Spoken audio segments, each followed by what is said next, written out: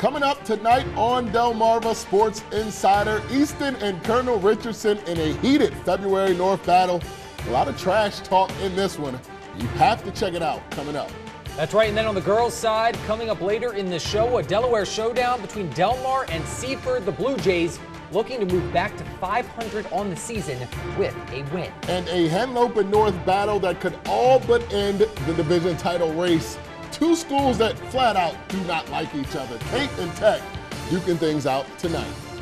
Well, the lights are bright, the studio is full, and this is the only place you want to be on a Friday night at 11. Delmarva Sports Insider alongside Trayvon Miles and Jeff Harris.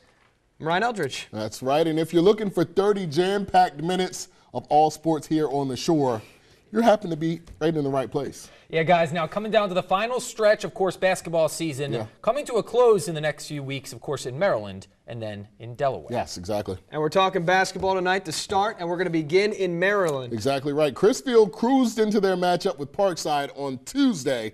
Got to go back to Tuesday a little bit because this was a good game. With the longest winning streak in the conference at 10 straight, the Rams looked to play spoiler and knock the Crabbers off their track to a potential Bayside South title. First meeting of the year for these guys, and Parkside coming out all systems go with their three-headed monster. 4 early three-pointers from this guy, sharpshooter Quamir Snell, along with 16 combined first-half points from Marcus Yarns and the super freshman Taiwan Hardy. The Rams would be up by as many as 14 in the first half, feeling good. Chrisfield would make a run before the halftime buzzer. Justin Cohen knocking down the three, makes it a 7-point lead for Parkside at the break. That's right, Parkside would hang on to their lead through the third quarter. Hardy with another 3, finished with 21 on the night.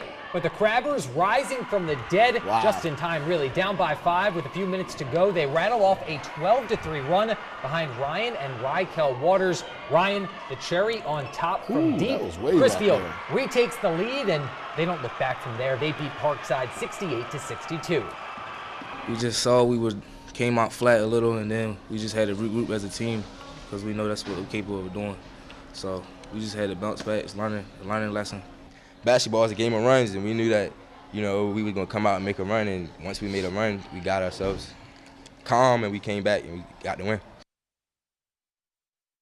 So instant reaction to that. I know we heard it earlier in the week, but once again, just remind everybody of how big a comeback win that is for Chrisfield. Well, first I want to start on the side of Parkside. No moral victories. You had a lead by 14, but that is a very, very tough place to play. I don't think anyone even saw this coming for this Parkside team.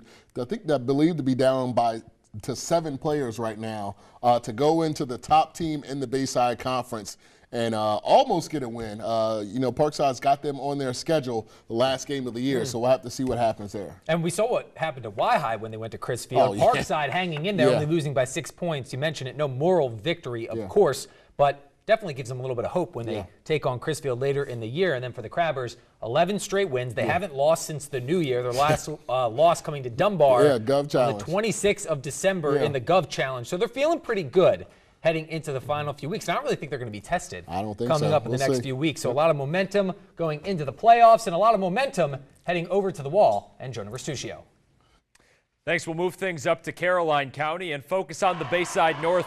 I'd say that's a pretty solid student section for Eastern and Colonel earlier this week. And it was a scoring battle, giving the fans what they wanted between these two guys. Lorenzo Turner here spotting up and hitting the triple. And then the other way, Lamont Powell for the Warriors in transition. A give and go. Powell, he lays it in. Road team up 3 at the half. Second half, Easton would open up on a 13-0 run, capped off by a Powell finish through some contact. He had a team-high 24, but Deontay Dickerson provided a big jolt for the offense in the third, fighting his way through the trees, and then they get Colonel within 4 points, but Easton would make their run late. Jaden Copper, the man among boys. He's there underneath the basket to lay it in with 2 hands as Easton takes down Colonel 73-65. Now this was a good one. Y-High up in Stevensville taking on Ken Island. Indians out to a fast start. Dorian Stevens knocks down the corner tray. And then it's Keyshawn Marshall finding Jason Handy, who lays it in the lane. Y-High put up 34 in the first quarter, but the Bucks would get working in the second. No-look dish to Toby Skeens for the layup from Cole Credeville. And then off the missed three, Taquan Courtney. Big board inside. He had a game-high 32, but KI would find themselves down 9 at half and a huge comeback in the second. Fast forward to the final minute, tied at 77.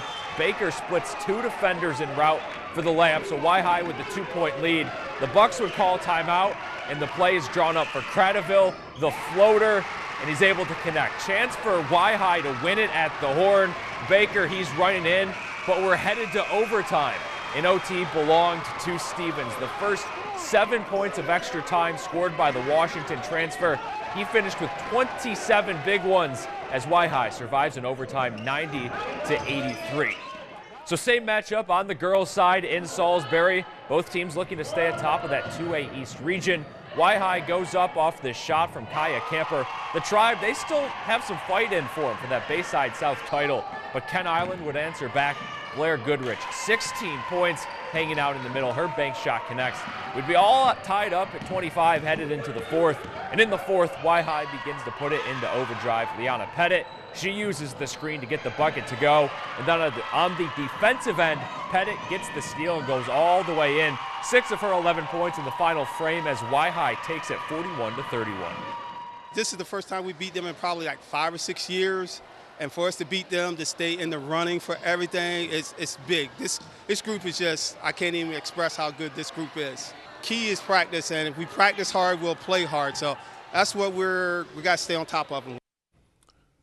Right on, Coach Willie. A few more scores to get to you from the Bayside last night on the boys' side. Cambridge with a big victory over Mardella. Perhaps the Vikings trying to send a message to the surging Warriors as playoffs approach.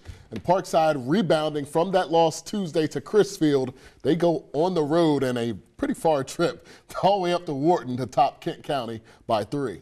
Yeah, now big score here, about a 71-point difference. Decatur topping St. Michael's. Yeah, they dropped a lot of points in this one, 91-20 the final. Yeah, and St. Michael's still winless on the year, obviously, so that's really not anything to indicate anything. Another win for Decatur. Yes. So we're getting closer and closer to the playoffs, and the teams to watch down the stretch are going to be who? We obviously want to take a look at what Crisfield is going to do down the stretch. We also want to make sure that what we're seeing with Y-High is true. But I really want to say something about these margins of victory. As you saw, Y-High only beating Kent Island by, 6 or 7 points. The same with Crisfield and Parkside. I really just hope that these margins of victory are a result of teams preparing better and actually doing some film on these other teams, because if that is the case, then we should have some great playoff matchups in just a couple weeks. I mean, you could look at some of these games that we see, and you could say, okay, we're going to look out for Y-High because they won and they were undefeated last year. Of course, you got to watch out for Crisfield because they built this team for this year. Yes. Justin Cohen, a senior, they have all the pieces around him to make a run. I really like this Kent Island team. Picking up a lot of wins here down the stretch in the second half of the season, and they were down 17 points after the first quarter with Y-High. And they came all the way back, stormed back, good defense, lost in overtime. But still, a team maybe not to look out for right now, but they got a lot of youth coming back as well. So very impressed seeing how they played last night. Kent Island, Queen Anne's, 2 of those teams up north that we really haven't seen much from this year as far as wins go. But come playoff time, they can truly come down here down south and maybe upset somebody. Make a run, yeah. All right, don't go anywhere just yet. We're finished with the Maryland scene, so we're rolling through Delaware. Lake Forest boys looking to all but wrap up the Henlopen South last night, taking on Milford. We've got the highlights coming up next on Delmarva Sports Insider. Hi, my name is Drew Howeisen from Stephen Decatur, and you're watching the Delmarva Sports Insider.